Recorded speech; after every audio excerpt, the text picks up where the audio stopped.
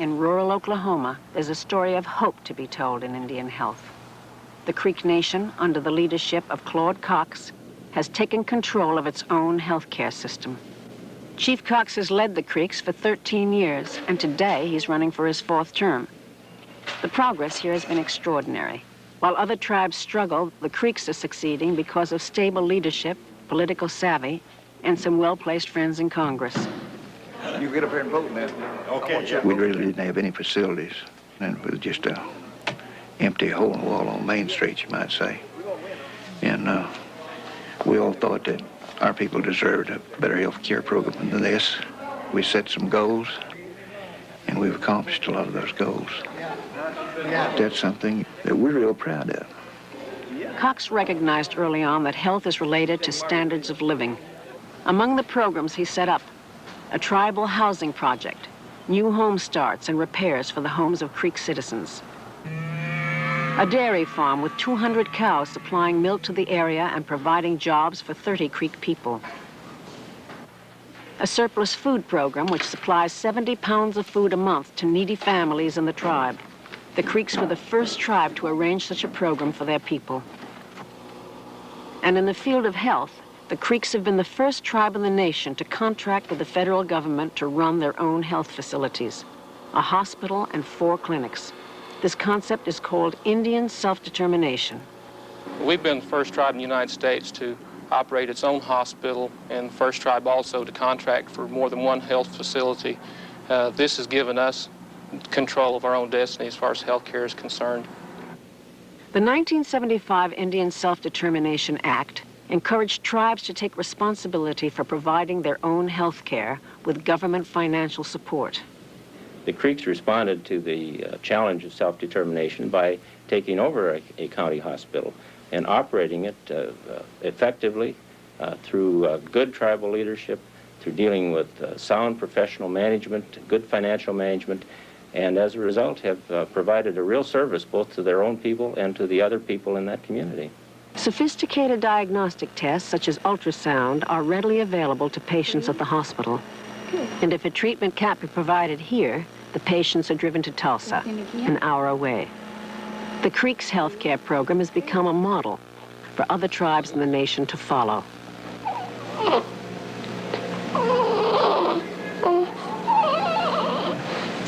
I think that the Creek Nation has taken the Indian Self-Determination Act further than anyone had at first imagined.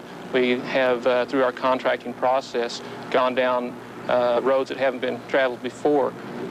There was some concern by the Indian Health Service that we could not provide the level of care that they had provided. However, we've shown that to be otherwise. The patient load has dramatically increased, and we've been able to expand services. There's a strong community spirit among the people that use the health facilities, and that creates a very strong bond between the people that deliver the health care and the people that receive it. As with other tribes, home health care is essential in that delivery system. Ethel White is a community health representative who visits homebound patients like Gertie Treadwell, who lives here. Mrs. Treadwell has a severe diabetic condition and can hardly walk. There's a lot of people that wouldn't go see a doctor or get some kind of help unless I go see about it. Gertie, you home? Gertie has been remodeling her home. Do what? Yeah. So that's going to help her some. Put the water in, and the electricity is going to be handy for her, you know, bathing. Before she was hauling water where she couldn't really afford to be keeping her sores clean. How's your feet? It's getting better, and I can walk on it. Circulatory complications of diabetes have caused infections in sores in Mrs. Treadwell's feet, and she has had to have all her toes amputated. Is that sore? That one in the middle, that's where it hurt. Somewhere. So I hope I have helped her in some ways by being there and talking to her about health problems, that I helped her some. You gotta go back Monday. I'll be right here between 7 and 7:30.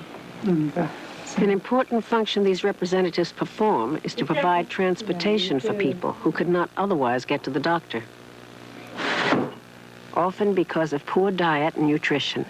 Diabetes strikes Indian people 3 times as often as other Americans. Well, I'm very proud to be a Creek Indian and live here among Creek people. I'm here with my family, and it affords me the opportunity to have strong family ties. And I see that with all Indian families in this area. They help each other out.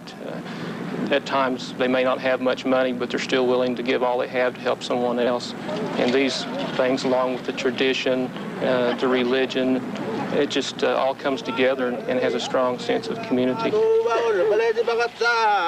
Religious dances held at stomp grounds like this one have played a major role in keeping the Creek tribe together. We have the feeling, and the feeling that we have is what we put out. Everybody, come on in, come on in, everybody. And each follower that comes behind the leader will always know what he is saying. And it's been a gift to us, and that's the feeling that we have. And no doubt about it, we are talking to our Maker.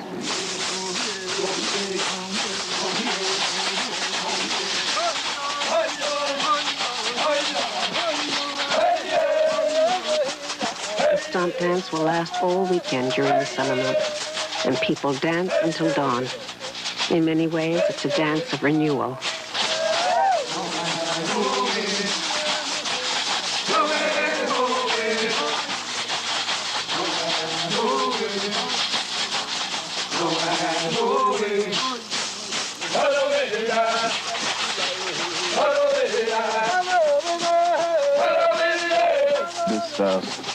Stomp dance, it's been carried on many years.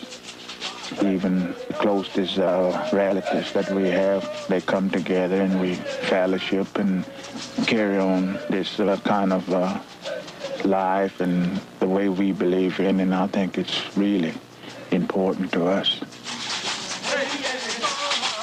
In some respects, the health of Indian people has improved in the last 30 years.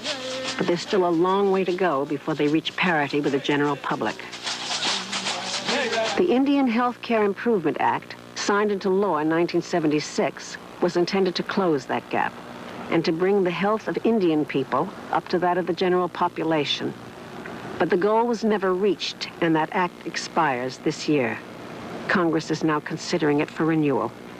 We're beginning to flesh out in some detail the federal government's side of the commitment. But I have to go back to the words of Red Cloud, who said, "The white man has made many promises. He kept but one. He promised to take our land, and he took it."